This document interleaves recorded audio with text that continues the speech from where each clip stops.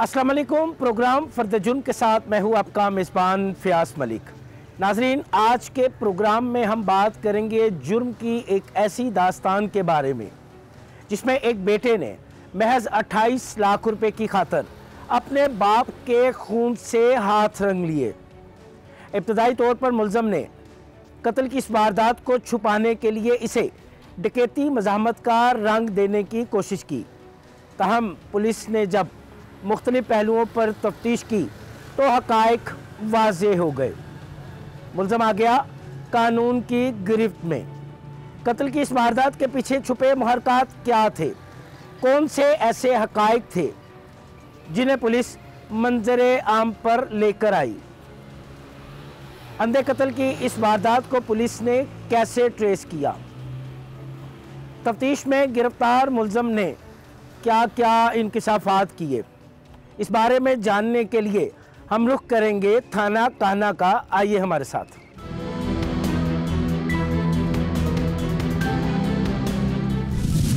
कान्हा के इलाका में बेटे के हाथों बाप का कत्ल, मुआशरा इंतहाई पस्ती की जानिब जा रहा है। ऐसे वाक़यात एक तवातर से पेश आ रहे हैं। इस अफसोसनाक वाक़े के पीछे मुहरकात क्या थे, किन पहलुओं पर पुलिस ने तफ्तीश की और कैसे हक़ाइक़ जो हैं वो बेनकाब हुए, इस बारे में हम बात करेंगे इंचार्ज इन्वेस्टिगेशन कान्हा मोहम्मद असगर भट्टी से।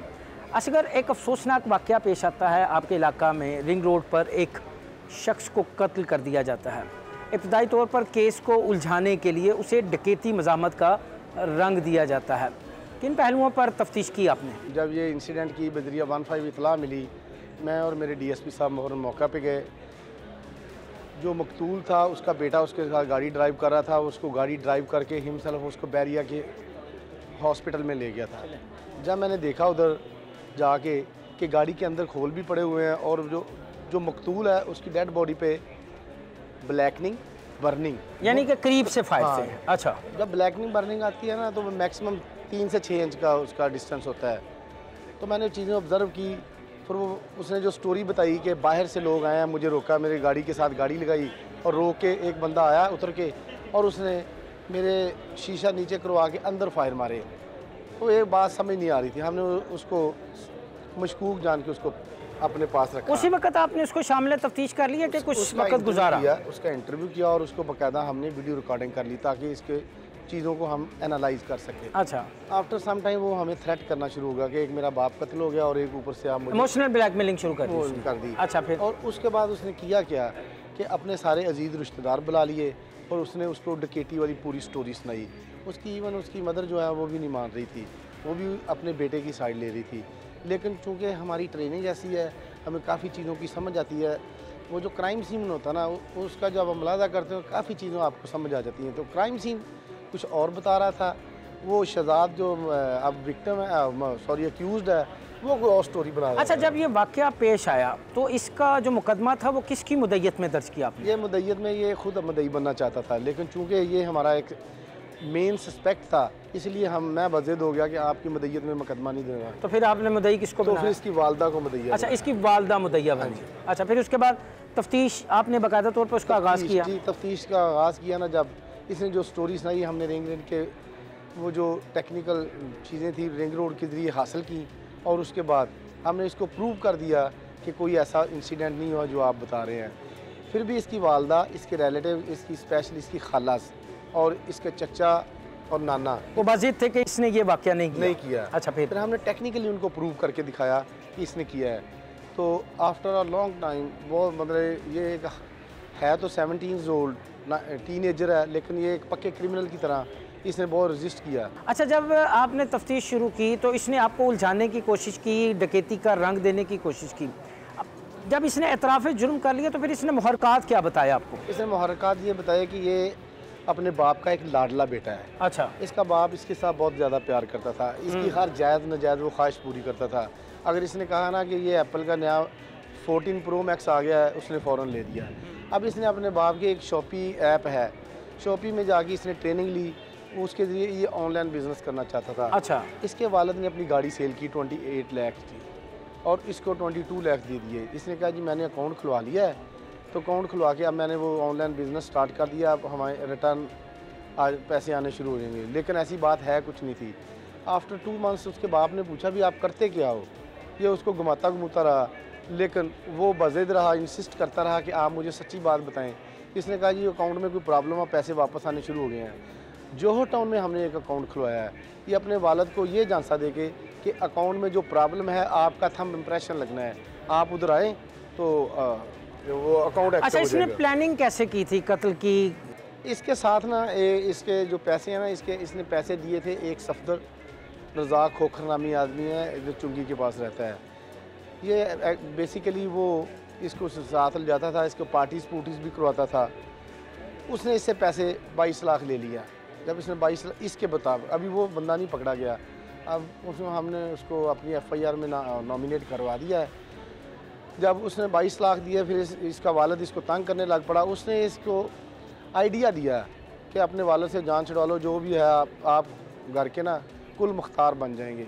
उसने इसको पिस्टल दिया। ये इसके नहीं, प्लान इसने कैसे किया? कोई फिल्म देखी, कोई वेब सीरीज़ देखी, कोई कहानी पढ़ी? No, this is the modern age. हर बंदा क्या कर रहा है, ये जो इंटरनेट ने हर तरह की सहूलत दी हुई है, इसने उसी से कोई फ़ायदा उठा के प्लान बनाया कि वालिद मुझे तंग करता है, अब मैं अपने वालिद को मार दूँगा। उसके बाद मैं, चूँकि ये सबसे बड़ा भाई था, इसका छोटा भाई 11 साल का है, एक 13 साल का, एक 11 साल का। टोटल 3 भाई हैं। 3 भाई हैं। अच्छा, इसने अब देखा कि बाप पैसे वापस मांग रहा है तो इसने उसका मर्डर कर दिया। तो मर्डर के लिए इसके पास वेपन कहाँ से आया? वेपन उस सफदर रज़ाक खोखर नामी आदमी से इसने लिया। उसने इसे दिया? हाँ, इसने बताया, हमने उसको घर रेड किए हैं, वो घर को लॉक करके भाग गया है। अच्छा, तफ्तीश का अमल किस हद तक मुकम्मल हुआ है? तफ्तीश का अमल 70% तक मुकम्मल हो गया। इसने इतराफ़ जुर्म भी कर लिया है और वेपन भी रिकवर करवा दिया है। अब सफदर की जो बात कर रहा है, सफदर भाग गया है, सफदर पकड़ा जाएगा तो चीज़ें सारी कंपाइल हो जाएगी। अच्छा, मुहरकात इसने क्या वही बताया कि मेरे पैसे थे, वो सफदर ले गया? तो मलिक साहब, एक्चुअली ना हर कत्ल के पीछे 3 ही वजूहत है, जन ज़र ज़मीन। इसमें भी ज़र का सारा मामला था। इस पूरे मतलब वकूअ में एक लेसन है कि अपने छोटी उम्र के बच्चों को इतने बेजा उनकी ख्वाहिशात पूरी नहीं करनी चाहिए और ना ही उनको इतने पैसे देने चाहिए कि वो खुद सर हो जाएं और अपनी जायज़ नजायज़ ख्वाहिशें भी पूरी करें और साथ साथ बुरी सोसाइटी का शिकार। अच्छा असगर, कब तक तफ्तीश मुकम्मल कर लेंगे आप? या बस अब लास्ट मराहिल में है, 2-4 दिन में ये कंप्लीट हो जाएगी इंशाल्लाह। कोई ऐसा सुकम कोई लगता हो आपको कहीं कोई के मुल्ज़म जो है वो इसमें एक ही है कि इसकी वालदा इसके लिए सॉफ्ट कॉर्नर रखती है, वो ना इसको रिलीज़ करवाने की कोशिश करे, लेकिन हम इंशाल्लाह ताला को टेक्निकल एविडेंस और फोरेंसिक की एविडेंस काफ़ी है हमारे पास, ये सारी ऐसे कनेक्ट करेंगे कि इसकी अगर वालदा चाहे भी तो ये बाहर ना आ सके। इस तरह तो माशरे में बिगाड़ पैदा होगा, ये आएगा और मज़ीद लोग भी बिगड़ेंगे कि होता कुछ भी नहीं है अपने किसी भी प्यारे की जान लेने। बातें सुनिए आपने इंचार्ज इन्वेस्टिगेशन काना इंस्पेक्टर असगर भट्टी की। यकीनन ऐसे वाक़यात मुआशरे में बिगाड़ का सबब बनते हैं। ऐसे वाक़यात के सजबाब के लिए इनमें मुलविस अनासर को कानून के मुताबिक करार वाकई सज़ा जो है वो भी वक्त की अहम ज़रूरत है। ताहम अभी तफ्तीश का सिलसिला जारी है। तफ्तीश मुकम्मल होगी तो यकीनन इसमें मुलविस मुल्ज़मान को उनके किए की सज़ा ज़रूर मिलेगी।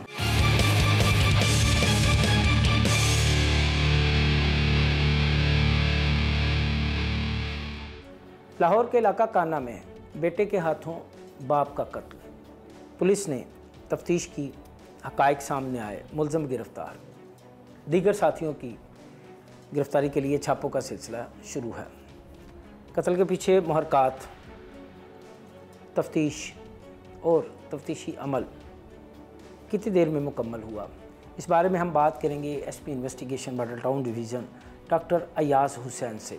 अयाज़, बहुत शुक्रिया, आपने अपना कीमती टाइम दिया। ऐसे वाक़यात एक तसलसल से देखने में आ रहे हैं, रिश्तों के हाथों रिश्तों का खून। हैसियत पुलिस ऑफिसर क्या समझते हैं आप? जी बिल्कुल, इसके मल्टीपल रीज़न्स हो सकते हैं। बड़े अफसोसनाक वाक़या होता है एक ही फैमिली में, जब मकतूल भी एक ही फैमिली से बिलोंग करे और कातिल भी एक ही फैमिली से हो, बहुत अफसोसनाक बात है। लेकिन इसकी मल्टीपल रीज़न्स हो सकती हैं। इसमें वो जो ऑफेंस कमिट करता है उसमें वो स्पेसिफ़िक एज ग्रुप के लोग शामिल हैं जिनकी एज 15 साल से लेके 25 साल के दरमियान में है। इसमें बहुत सी चीज़ें आ रही होती हैं, इसमें बिज़नेस में इंगेज हो रहा होता है, इसमें कोई शादी रिश्ते की कोई बात होती है। तो ये इसमें एग्रेशन जो होता है वो उरूज पे होता है। ये 3-4 psychological aspects, financial aspects, social aspect, और सबसे बढ़ के जो मैं समझता हूँ वो जो एक गैप है बिटवीन पेरेंट्स एंड चिल्ड्रन, वो एक फ्रेगमेंटेड सोसाइटी होती है। तो ये सारे फैक्टर्स कंट्रीब्यूट करके इस तरह के जो होश को उड़ा देने वाले ऑफेंस होते हैं वो कमिट होते हैं। अयाज, आपकी डिवीज़न में ये गुज़श्ता चंद दिनों में दूसरा वाक़या है। इससे पहले पाकिस्तान तहरीक इंसाफ के जो बानी मेंबर हैं डॉक्टर शाहिद सिद्दीक को भी उनके बेटे ने कत्ल करवाया। अब ये वाक़या पेश आया कि एक 17-18 साल के नौजवान ने महज चंद रुपयों की खातर, चंद लाख रुपयों की खातर अपने बाप को कत्ल कर दिया। इन दोनों वाक़यात को आप किस तनाजुर से देखते हैं? जैसे कि मैंने आपको पहले बताया है कि जो इशू है, मैं समझता हूँ कि वो फैमिली सिस्टम जो है हमारा, वो बड़ा तोड़ फोड़ का शिकार है। वो जो हमारी वैल्यूज़ और नॉर्म्स, वो एक पेरेंट्स की जो एक ज़िम्मेदारी होती है अपनी औलाद की तरबियत पे, उनका ख्याल रखने पे, वो एक लिंक मिसिंग है। सिमिलरली जो औलाद का एक रिस्पेक्ट का रिलेशनशिप होता है, ये बड़ा एक डेलिकेट, हमारे जो ईस्टर्न कंट्रीज़ हैं ये नॉर्म्स मौजूद हैं, इनकी एक बाकायदा सोसाइटी में ये वैल्यूज़ मौजूद हैं। जब ये वैल्यूज़ तोड़ फोड़ का शिकार होती हैं, मैं समझता हूँ, और स्पेशली जो पेरेंट्स और अपने जो बच्चे हैं उनके दरमियान कम्युनिकेशन गैप होता है, जो उस उभरते नौजवान की ज़रूरियात होती हैं वो जब पेरेंट्स पूरी नहीं कर रहे होते, या वहाँ पे कोई मिस मैच आता है या कोई क्लैश आता है, कॉन्फ्लिक्ट आता है, तो इस तरह के जो ऑफेंसेस हैं वो देखने को मिलते हैं। अच्छा, मकतूल नदीम का कत्ल होता है। इब्तदा में इसे डकैती का रंग देने की कोशिश की जाती है, लेकिन आप तफ्तीश करते हैं, हक़ाइक़ सामने आ जाते हैं। आप समझते हैं कि आपकी तफ्तीश जो है वो इस कदर फूल प्रूफ है, उसमें कोई शुक्म नहीं है जिसका मुल्ज़म जो है वो फ़ायदा उठा ले? क्योंकि अमूमन ऐसे मुकदमात में देखने में आता है कुछ अरसे बाद सुलह हो जाती है या जो मुद्दई होता है वो मुल्ज़म को माफ़ कर देता है। जी बिल्कुल, दो एस्पेक्ट्स पे मैं बात करूँगा। इनिशली जो आपने चैलेंजेस की बात की, बिल्कुल ये एक ब्लाइंड मर्डर हमारे लिए था जिसको एक रंग दिया गया रॉबरी का। जो इसमें कातिल था बड़ा शातिर था, उसने पुलिस को ये बताया कि हम रिंग रोड पे जा रहे थे, कुछ डाकू आए, हमें डकैती करने की कोशिश की और मेरे वालिद को इन्होंने शूट कर दिया। तो सबसे पहले तफ्तीश डेफिनेटली, एक इतनी बड़ी वारदात जब हो जाती है तो पुलिस हमदर्दी करती है जो कंप्लेनेंट होता है, मुद्दई पार्टी होती है। तो इनिशली हमने तमाम सीसीटीवी कैमरास चेक किए, सब चीज़ें चेक की, तो हमें कोई क्लू मिल नहीं रहा था। फिर जो मेरी टीम है, काना इन्वेस्टिगेशन की जो टीम है, उन्होंने एक चीज़ ऑब्ज़र्व की कि जो एम्प्टीज़ हैं, जो खाली खौल हैं, वो तो गाड़ी के अंदर मौजूद हैं। तो ये कैसे पॉसिबल हो सकता है कि कोई बाहर का डाकू फायर करे और उसकी एम्प्टीज़ गाड़ी के अंदर से रिकवर हो। दूसरी इम्पॉर्टेंट एक चीज़ जो है वो ये है कि जो फायर आर्म इंजरी है उसको ऑब्ज़र्व करके उससे अंदाज़ा हो जाता है कि ये कितने डिस्टेंस से फायर किया गया है। तो वहाँ फायर आर्म इंजरी जो थी बॉडी पे, वो ब्लैकनिंग थी, बर्निंग के साइंस थे। तो इस एस्पेक्ट को, इस एविडेंस को हमने जब जॉइंट किया तो हमारी तफ्तीश ये सामने आई कि जो मर्डरर है, जो ऑफेंडर है, वो गाड़ी के अंदर मौजूद है और गाड़ी में सिर्फ एक ही शख्स मौजूद था जो कि उसका हकीकी बेटा था। तो फिर हमने उसको हिरासत में लिया, उससे इंटरोगेशन की, तो ये बात सामने आई कि उसने एडमिट किया कि यस, उसी ने ही शूट किया। तफ्तीश आपकी ऑलमोस्ट मुकम्मल हो चुकी है। मैं फिर अपना सवाल दोहराऊँगा कि क्या कोई ऐसा सुकम, कोई ऐसा लुक्न है जिसका मुल्ज़म फ़ायदा उठा ले या सुलह की जानिब वो आ जाएं, तो कोई ऐसा सुकम तो नहीं छोड़ा था? जी, जैसे मैंने आपको बताया है, मर्डर जो है एक कंपाउंडेबल ऑफेंस है। इसमें बड़ा अफसोस होता है कि एक ही फैमिली के कातिल भी उसी फैमिली से बिलोंग करता है, मकतूल भी उसी फैमिली से बिलोंग करता है। इस वक्त इस केस की जो मुद्दइया हैं वो मकतूल की बेवा है, ख़ातून जो है, मतलब जो जिसने कत्ल किया उसकी माँ है। तो आप ख़ुद अंदाज़ा लगा सकते हैं कि उस माँ के क्या जज्बात होने हैं, क्या एहसासात होने हैं। एक तरफ तो वो उसके जो शौहर था, उसका साया था, उससे वो बेचारी महरूम हुई। दूसरी तरफ देखती है तो उसका अपना सगा बेटा जो है वो कातिल है। तो ये बड़ा मुश्किल होता है। ये मर्डर एक कंपाउंडेबल ऑफेंस है, लेकिन पुलिस का इससे कोई लेना देना नहीं है। पुलिस ने वो तमाम एविडेंस बड़े फुल प्रूफ तरीके से कलेक्ट किए हैं और उसको सफ़े मिसल पे लाएँ और इंशाअल्लाह हम इसको करारवा की सज़ा दें। अच्छा अयाज, इनलीगल वेपन, कत्ल की कोई वारदात हो या डकैती की, राजधानी की कोई वारदात हो या दीगर कोई संगीन जराइम हो, इनलीगल वेपन 99% मुकदमात ऐसे हैं, 99% वाक़यात ऐसे हैं, 99% केसेस ऐसे हैं जिनमें इनलीगल वेपन्स हैं। कहाँ से आते हैं ये इनलीगल वेपन? क्यों नहीं पुलिस इन वेपन्स पे कंट्रोल कर रही है? जी बिल्कुल, आपका ये जो आर्गूमेंट है, I agree with this argument.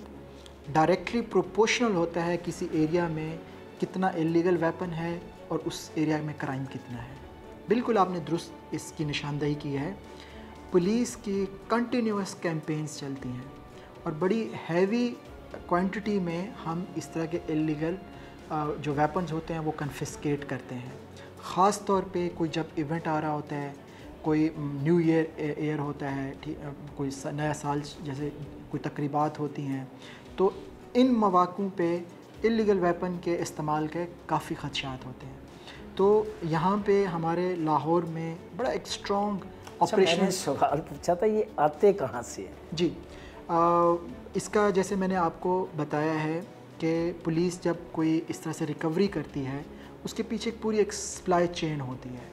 तो इसको डिटेक्शन पे जाते हैं, ये बाहर से भी स्मगल होते हैं, इसमें जो दूसरे समाज दुश्मन अनासिर हैं वो इसको प्रोवाइड करते हैं। तो ये सारे डिफरेंट इसमें फिर हम चले जाएंगे आपके जो लॉ इन्फोर्समेंट और अदर एजेंसीज़ हैं, FIA है, तो इसमें पूरे माफियाज़ कभी कभी इन्वॉल्व होते हैं। तो अच्छा, क्या आप ये नहीं समझते बहैसियत पुलिस ऑफिसर कि अगर इनलीगल वेपन की नकलो हरकत पे कंट्रोल कर लिया जाए, इसकी ख़रीदो फरोख्त को रोक दिया जाए, तो लामला संगीन और आम नौयत के जराइम में वाज़े कमी आएगी? मैं ये तो नहीं कह सकता कि ये ख़त्म हो जाएंगे, लेकिन वाज़े कमी आएगी। जी बिल्कुल, आई 100% एग्री विद यू। इससे जब वो आला कत्ल ही नहीं होगा, वो वेपन ऑफ ऑफेंस ही नहीं होगा, तो ऑफेंस ही कमिट नहीं होगा। तो मैंने जैसे आपको बताया है कि ये डायरेक्ट रिलेशनशिप है इलीगल वेपन का और ऑफेंस का, रेट ऑफ क्राइम का। तो जो हमारी लाहौर पुलिस में जो एक स्ट्रॉन्ग ऑपरेशन विंग है, वो इसके मुकम्मल रेड्स करते हैं। हमारे सर्च ऑपरेशन होते हैं, एक जो हॉटस्पॉट क्राइम पॉकेट होती है, एक रोल है लोकल पुलिस का। वेपन घूम फिर के अल्टीमेटली इस्तेमाल तो इंडिविजुअल्स करते हैं, जो फर्स्ट लाइन ऑफ डिफेंस बनती है वो लोकल पुलिस बनती है। अब उसकी सफाई कैसे करनी है, उसको सैनिटाइज़ कैसे करना है, उस क्राइम पॉकेट को, हमारे मल्टीपल सर्च ऑपरेशंस होते हैं, हमारी उस पर परफॉर्मेंस एवेल्यूएट होती है। तो एक एरिया को, पर्टिकुलर एरिया को जहाँ पे बहुत ज़्यादा क्राइम होता है और या क्रिमिनल इन्फेस्टेड एरिया होता है, उसको हम कॉर्डन ऑफ कर लेते हैं और इंटेलिजेंस बेस्ड हम वहाँ पे मल्टीपल ऑपरेशन करते हैं और बड़ी ह्यूज क्वांटिटी में हम वेपन रिकवर भी करते हैं। जैसे आपने ये बात की है कि वो इलीगल वेपन जब हम रिकवर कर लेते हैं और उसको कानून के कटहरे में ले आते हैं, तो इसका इम्पैक्ट पड़ता है क्राइम पे। तो फिर उस एरिया में क्राइम की जो शरह है वो सिग्निफिकेंटली ड्रॉप भी होती है। बातें सुनी आपने SP investigation model town division doctor Ayaz Hussain की। उनका कहना है कि कहने में बेटे के हाथों बाप के कत्ल की तफ्तीश मुकम्मल हो चुकी है और इसके साथ साथ उन्होंने ये भी कहा है कि इनलीगल वेपन्स की ख़रीदो फरोख्त को रोकने के लिए पुलिस रोज़ाना की बुनियाद पर इंटेलिजेंस बेस्ड ऑपरेशन करती है।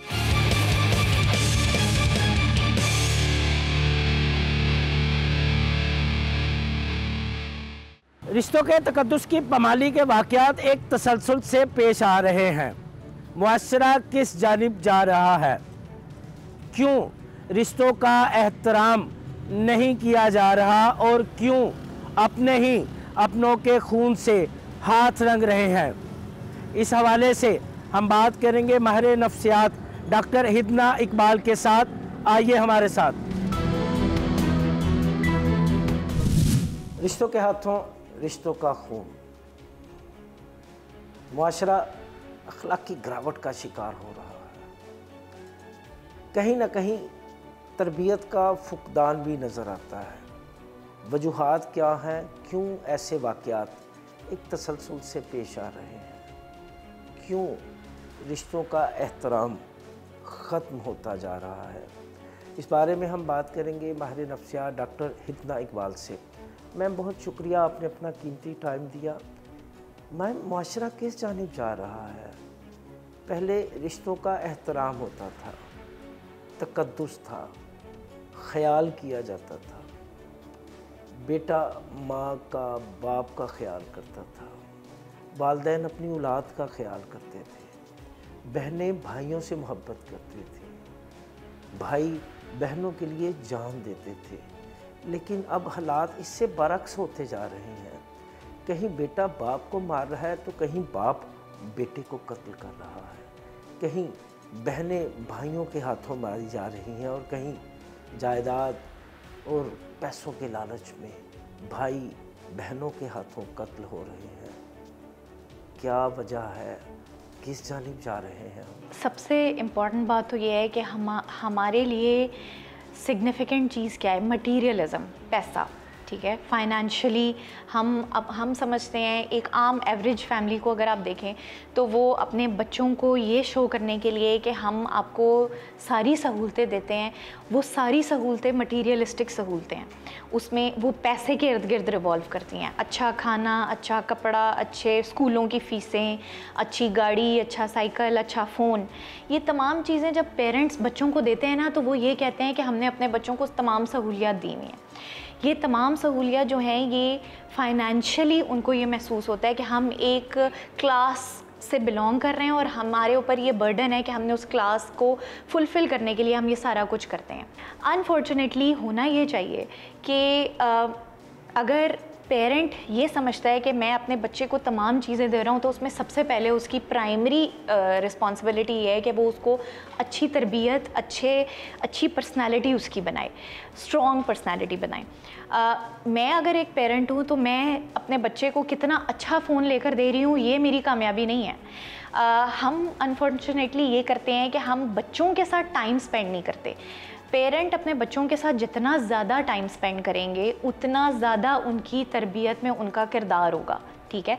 लेकिन यहाँ पे उल्टी चीज़ें हो रही हैं। मैं अपने बच्चे को तमाम चीज़ें लेकर दे रही हूँ इसीलिए मैं एक अच्छा पेरेंट हूँ। ये हमारी सोच, हमारी पूरे मुआशरे की ये सोच होती जा रही है। दूसरा जो इसमें एक बहुत बड़ा प्रॉब्लम है वो ये है कि हम अपने बच्चों को फ़ेल होना नहीं सिखाते। हमें ये लगता है कि अगर मेरा बच्चा है तो ये बस फर्स्ट ही आएगा, ये खेलों में भी सबसे आगे होगा, ये क्लास में भी सबसे आगे होगा, ये बेस्ट होगा हर चीज़ में। ऐसा मुमकिन नहीं है।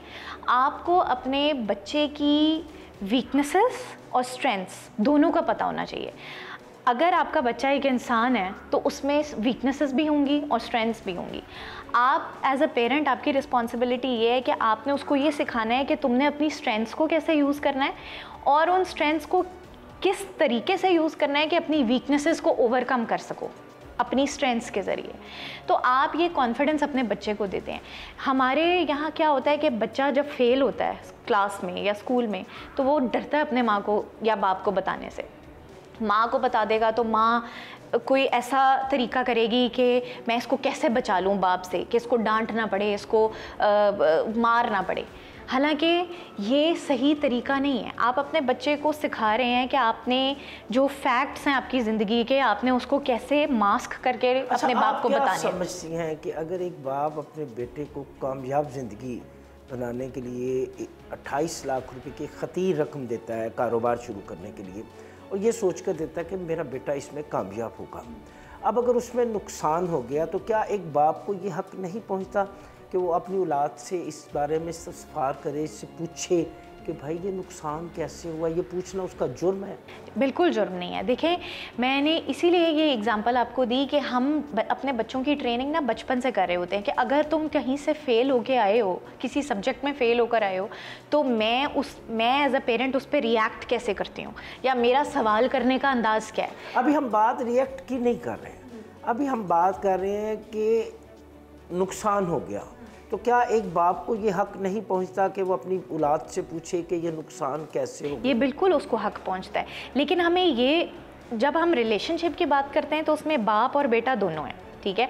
अब अगर बेटे से नुकसान हुआ है, ठीक है, तो हमें ये डायनामिक्स भी समझनी है कि बजाय इसके कि उसने अपने बाप को बताया कि मेरा ये जो आपने मुझे पैसे दिए थे, देखिए उसने जानते बूझते तो नुकसान नहीं किया होगा ना। मतलब अगर उसने पैसा लिया है बिज़नेस में इन्वेस्ट करने के लिए, तो हम ये गारंटी नहीं ले सकते कि वो सक्सेसफुल ही होगा। उसमें नुकसान भी हो सकता है, फ़ायदा भी हो सकता है, दोनों प्रॉफिट भी हो सकता है और लॉस भी हो सकता है। लेकिन उसने ये डिसीजन क्यों लिया कि मैं अपने बाप को जब ये बताऊंगा या मैं नहीं बताऊंगा तो उससे बेहतर ये है कि मैं उसको कत्ल कर दूं। ये एक बहुत बड़ी बात है। उसने ये फैसला क्यों किया कि मैं अपने बाप को कत्ल करना बेहतर है बताने से कि ये नुकसान हो गया। अपने समझते कि ऐसे वाक़यात जो हैं, जो कि एक तसलसल से पेश आ रहे हैं, ये मुआशरती बिगाड़ का एक बड़ा सबब है। बहुत ज़्यादा, क्योंकि हमारा फैमिली सिस्टम, आप जब मुआशरे की बात करते हैं तो मुआशरे में जो बेसिक यूनिट है वो फैमिली का यूनिट है। फैमिलीज़ बिल्ड करती हैं आपके मुआशरे को। तो जब फैमिली के रोल्स में ही प्रॉब्लम्स हैं तो ज़ाहिर है आपका मुआशरा भी बिगाड़ का सबब बनेगा। अच्छा, अगर हम थोड़ा सा पीछे जाएं तो जब जॉइंट फैमिली सिस्टम था, सभी एक जगह पे इकट्ठे रहते थे, तो ऐसे वाक़यात शादो नादर थे। अब फैमिली जॉइंट सिस्टम जो है, जॉइंट फैमिली सिस्टम वो नहीं है, लेकिन ऐसे वाक़यात बहुत ज़्यादा हो रहे हैं। तो आप नहीं समझते कि हमें वापस जॉइंट फैमिली सिस्टम की जानिब जाना चाहिए? देखिए, जॉइंट फैमिली सिस्टम तो खैर अब भी बहुत सारे घरों में है, और हर चीज़ के अपने फ़ायदे और नुकसानात होते हैं।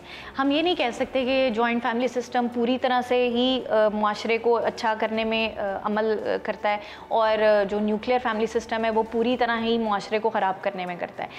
जॉइंट फैमिली सिस्टम में रहना ज़रूरी नहीं है। आपकी अगर बॉन्ड स्ट्रॉन्ग है, अगर आपका एक सोशल सपोर्ट सिस्टम है, मेरे अगर ताया हैं, मेरे चचा हैं, मैं उनसे बात करके शेयर करती हूँ अपनी बात को, तो इसमें हर्ज नहीं है। वो ज़रूरी नहीं हमारा इकट्ठे घर में रहना ज़रूरी नहीं है। मेरे पेरेंट्स ने उनको कितनी इंपॉर्टेंस दी हुई है लाइफ में कि वो आएँ, बैठें, मिलें। और पाकिस्तान का तो जो मुआशरा है, कलेक्टिविस्टिक कल्चर है, तो उसमें ये बहुत बड़ी एक हमारे पास ब्लेसिंग है कि हमारे रिश्ते हैं और हम उनसे बात करते हैं, वो हमारे मुश्किल वक्त में हमें हेल्प करते हैं, हमारी शेयर करते हैं। तो ये वैसे ही रिश्तों की वैल्यू करना जो है, जॉइंट फैमिली सिस्टम से ज़्यादा मैं ये कहूँगी कि हमें रिश्तों की वैल्यू करना ज़्यादा सिखाना जाना चाहिए। कैसे सिखाएं वैल्यूज़ के बारे में? उसकी वैल्यू ये है कि पेरेंट्स को भी उन रिश्तों को वैल्यू करना चाहिए। मैं अपने बच्चे के सामने जिस तरह का बिहेवियर करूँगी, वो बिहेवियर मेरा बच्चा सीखेगा। अगर किसी ने मुझे कॉल किया और मैं अपने बच्चे को कह रही हूँ नहीं, उनसे कह दो कि मैं घर में नहीं हूँ या मैं बिज़ी हूँ, तो बच्चा यही सीखेगा कि अच्छा ये पर्सन जो है ये मेरे बाप के लिए या माँ के लिए इम्पॉर्टेंट नहीं है, इसीलिए वो उससे बात करना पसंद नहीं करता। तो मैं अपने बच्चे के सामने किस तरह का बिहेवियर कर रही हूँ, मुझे उसके लिए माइंडफुल होने की ज़रूरत है कि मैं क्या सिखा रही हूँ अपने बच्चे को। और बच्चे को हमेशा बिठा के नहीं सिखाया जाता। आप जो चलते फिरते कह रहे हैं, कर रहे हैं, वो सारा कुछ आपका बच्चा सीख रहा है, वो एब्जॉर्ब कर रहा है आपकी सारी चीज़ों को। बातें सुनी आपने माहिर नफ्सियात डॉक्टर हितना इकबाल की। उनका कहना है कि मुस्तक़बिल में ऐसे वाक़यात की रोकथाम के लिए हमें अपने बच्चों की तरबियत पर खुसूसी तवज्जो देनी होगी, उन्हें रिश्तों के तकद्दुस के बारे में बताना होगा, तभी ऐसे वाक़यात में वाज़ेह तौर पर कमी आएगी। पैसों के लेन देन और जायदाद के तनाज़े पर अपनों के खून से अपने हाथ रंगने वालों के बारे में कानून क्या कहता है, इस बारे में जानने के लिए हम रुख करेंगे advocate supreme court Shamimur Rahman Malik की जानिब। आइए हमारे साथ। जन, ज़र और ज़मीन हमेशा ही झगड़े का सबब रही है। इन तीन चीज़ों को लेकर हमेशा खूनी रिश्तों के हाथों खूनी रिश्तों का खून होता है। ऐसा ही कुछ हुआ कान्हा के इलाका में, जहां एक नौजवान ने 28 लाख रुपए के नुकसान के बाद सिर्फ इस वजह से अपने बाप को कत्ल किया कि उसके बाप ने उससे ये पूछा कि ये नुकसान कैसे हुआ, ये पैसे कहाँ गए जो तुम्हें कारोबार के लिए दिए। अगर इन वाक़यात के तसलसल को देखें तो ये एक तवातर से सामने आ रहे हैं। क्या वजह है? कानून ऐसे वाक़यात पे क्या कहता है, इस बारे में हम बात करेंगे advocate supreme court Shamimur Rahman Malik से, जो कि साबिक सेक्रेटरी सुप्रीम कोर्ट बार भी हैं और फौजदारी मुकदमात के हवाले से इनका एक मुनफरिद नाम भी है। शमीम साहब, बहुत शुक्रिया, आपने अपना कीमती आपका टाइम बहुत दिया। शुक्रिया जी, आपका तशरीफ लाए। शमीम साहब, क्या हो रहा है? खून के हाथों खून का कत्ल हो रहा है, क्या कहता है कानून इस बारे में? देखिए, जिस तरह कि आपने फरमाया, असल बात तो ये है कि हमारा जो ये सारा सोशल स्ट्रक्चर है या सोशल फैब्रिक है हमारा, ख़ास तौर पे इस खत्ते में और फिर पाकिस्तान में, हमारा तो सारा सिस्टम ही जो है वो फैमिली बॉन्ड की बुनियाद पर कायम था और बड़ा मजबूत फैमिली बॉन्ड था। आप देखते थे एक एक घर में 20-20 लोग रह रहे हैं, उसमें दादा भी है, दादी भी है, नाना नानी, बच्चे, और ये जो बॉन्ड टूटा है और ये जो बॉन्ड कमज़ोर हुआ है पिछले आपने देखा कुछ अरसे से, और जो थोड़ा मटीरियलिज़म बढ़ा है, जो यहाँ पे प्रॉपर्टीज़ की वैल्यूज़ बढ़ी, उसमें भी आपने देखा लोगों ने एक दूसरे को पहचानने से इनकार कर दिया। वालिद और बच्चों की लिटिगेशन शुरू हो गई और बहन भाइयों की लिटिगेशन शुरू हो गई। तो ये एक तोड़ फोड़ का अमल जो हमारे माशरे में हुआ है, ये तो सबसे पहले तो नतीजा उसका है कि अब वो जो एक दूसरे की हया शर्म थी आँख में, और जो रिश्तों के दरमियान एक मोहब्बत थी और उन्स था, वो उसने इस मटीरियलिज़म ने बहुत ज़्यादा नुकसान पहुँचाया उसको। और अब आप अल्टीमेटली ये देख रहे हैं कि ये एक क्राइम की तरफ और एक इस तरफ चल पड़ा है कि जिसका हम सोच भी नहीं सकते कि हमारी सोसाइटी में भी ये हो सकता है, क्योंकि ये तो सोसाइटी वो थी जिसमें सब एक दूसरे का ख्याल करने वाले, प्यार करते थे, प्यार करने वाले, ख्याल करने वाले, एक दूसरे के दुख दर्द के कैसे हो सकता है? थे। अगर साझेदार ना हो तो कैसे 25 लोग एक घर पे रह सकते हैं, कैसे 20 लोग एक घर पे रह सकते हैं, और कैसे हो सकता है कि वहाँ पे बैठ के एक दूसरे की मुझे याद है आज भी कि दादा की या किसी भी बुज़ुर्ग की एक आवाज़, ये सिर्फ नहीं कि उस पूरा ख़ानदान, पूरा मोहल्ला बोलने की ज़रूरत नहीं करता था उनके सामने, और वो उसकी एक लठ जो है वो सारे मोहल्ले को कंट्रोल करने के लिए काफ़ी थी। तो ये हमारी टूटी हैं वैल्यूज़, ख़राब हुई हैं वैल्यूज़, उसकी वजह से हुआ। और लॉ जो है इसमें, देखिए लॉ ने तो एक स्टेज पे आके उसमें हरकत में आना होता है। उसके लिए अगर मैं सर फाड़ूँ किसी का भी, वो मेरा रिश्तेदार हो या ना हो, तो लॉ ने तो जो दी हुई है पनिशमेंट वो वही है जो है, और वो उसको मिलेगी। स्वाय मर्डर केसेस में कुछ आपके इल्म में कुछ एक्सेप्शंस हैं जिसमें है, अदरवाइज़ तो आम तौर पे जितने भी ऑफेंसेस हैं उनमें ये वो फ़र्क नहीं करता वो कि आपने किसके ख़िलाफ़ ऑफेंस किया है। तो ऑफेंस की एक पनिशमेंट है जो इंडिपेंडेंट होती है, वो सबको मिलनी है। लेकिन तकलीफ़ दे बात यह है कि हम अपने जो हमारी स्ट्रेंथ थी वो हमारी अब वीकनेस बनती जा रही है। अच्छा, ऐसे मुकदमात को अगर हम देखें, उनकी हम तफ्तीश का जायज़ा लें या हम उनके ट्रायल का जायज़ा लें, तो अमूमन ऐसे मुकदमात में सुलह हो जाती है। क्यों, क्या वजह है? देखिए, जब से हमने ये इसमें इस्लामी कवानीन लाए और हमने उसमें कहा कि कंपाउंडिंग ऑफेंस का जो कॉन्सेप्ट आया उसको बड़ा मिसयूज़ किया गया यहाँ पे, और ये जो ऑफेंस का कंपाउंड होना है, और उसके बाद स्वाय इसके कि अगर फ़र्ज़ कीजिए जो वारसान हैं वो आगे कंपाउंड कर दे ऑफेंस, तो स्वाय फिर फिसाद फिलर्स के कोई और कॉन्सेप्ट रह नहीं जाता जिसकी बुनियाद पर कोर्ट जो है वो उसको पनिश कर सके। और फिसाद फिलर्स की भी आपके इल्म में है कि वो बहुत ज़्यादा मुश्किल है उसको इस्टेब्लिश करना कि ये तो ये जो कंपाउंडिंग ऑफेंस का कॉन्सेप्ट आया उसकी वजह से ये सुलह के जो मामलात हैं वो बहुत ज़्यादा हुए। लेकिन मैं समझता हूँ एक अच्छा भी है एक से वो जो एक हम देखते थे कि 40-40 कत्ल हुए हैं 2-2 पार्टीज़ के, वो काफ़ी हद तक कम हुए। लोगों ने ये सीखा कि हम एक दूसरे के साथ ठीक है, अगर कत्ल हो गया है तो इसका मतलब ये नहीं कि हमने भी ज़रूर कत्ल ही करना है, कोई और भी रास्ता है बैठ के, और शायद उससे दुश्मनियाँ ख़त्म भी हुई। उससे वो जो एक कल्चर था जो जब हमने प्रैक्टिस शुरू की तो हम देखते थे कि वो हमारे पास 2 पार्टीज़ आई और दोनों के ऊपर 30-30, 40-40 FIRs हैं, तो वो शायद उससे थोड़ा कल्चर कम भी हुआ। लेकिन ये मिसयूज़ भी हुआ, आपने देखा रेमंड डेविस केस पे या कुछ और केसेस पे जहाँ पे इसको मिसयूज़ भी किया गया।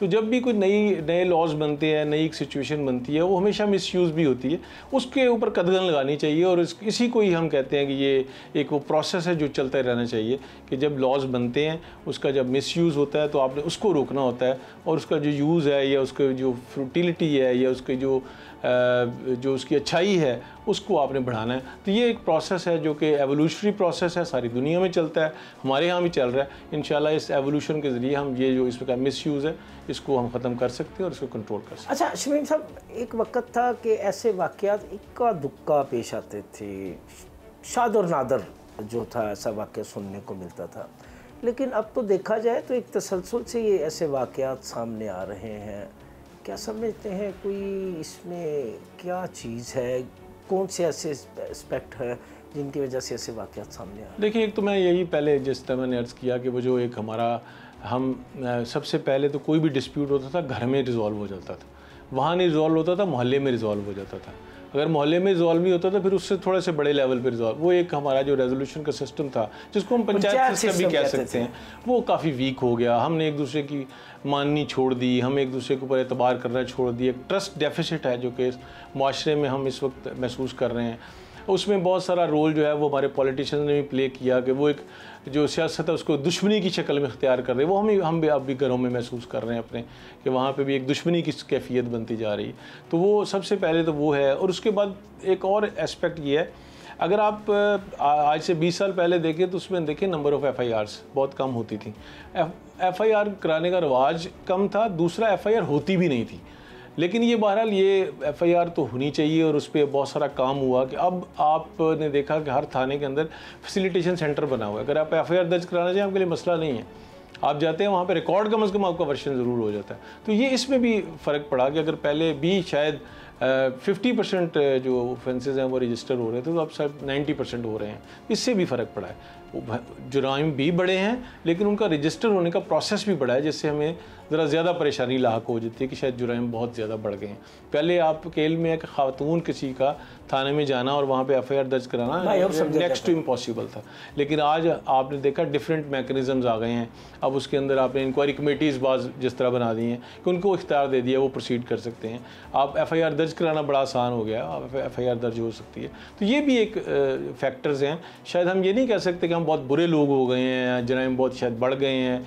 हमने कुछ थोड़ा सा फैसिलिटेशंस भी की हैं, चीज़ें रिकॉर्ड पे आना शुरू हो गई हैं जो पहले रिकॉर्ड पे नहीं आती थी। और ये बड़ी अच्छी बात है, जब चीज़ें रिकॉर्ड पे आएंगी, ट्रांसपेरेंसी होगी, चीज़ें सामने आएंगी तो फिर ही आप सोल्यूशन करेंगे ना। जब तक आप को सामने आपको पता ही नहीं कि हमारा मसला है क्या, तो आप सोल्यूशन कैसे करेंगे? तो उससे पहले चीज़ें कारपेट के नीचे छुपाई जाती थी, अब चीज़ें सामने आ रही हैं, विच इज़ वेरी गुड। और जितनी भी माशरों ने तरक्की की है, जितने डेवलप्ड कंट्रीज़ आप देखते हैं, वो कारपेट के नीचे छुपाते नहीं हैं चीज़ें, वो अपने सामने लाते हैं जैसी भी है और उसका फिर हल करते हैं। तो मेरा ख्याल हम भी इंशाल्लाह उस एक ग्लोबल कल्चर की तरफ बढ़ रहे हैं। बातें सुनी आपने advocate supreme court Shamimur Rahman Malik की। उनका कहना है कि ऐसे वाक़यात की रोकथाम के लिए हमें एक बार फिर जॉइंट फैमिली सिस्टम की जानिब जाना होगा। वालिदैन की हैसियत से हमें अपने बच्चों पर तवज्जो देनी होगी और औलाद की हैसियत से हमें अपने वालिदैन का एहतराम करना होगा। आपने देखी जुर्म की ये दास्तान। महज 28 लाख रुपए की खातर बाप को कत्ल करने वाला मुलजम इस वक्त है कानून की गिरफ्त में, जहां उससे मुख्तलिफ पहलुओं पर तफ्तीश का सिलसिला जारी है। लेकिन यहाँ प्रोग्राम फर्द जुर्म का वक्त खत्म हुआ चाहता है। अगले हफ्ते जुर्म की नई दास्तान के साथ दोबारा आपकी खिदमत में हाजिर होंगे। तब तक के लिए मुझे और मेरी टीम को इजाज़त दीजिए। अल्लाह हाफिज़।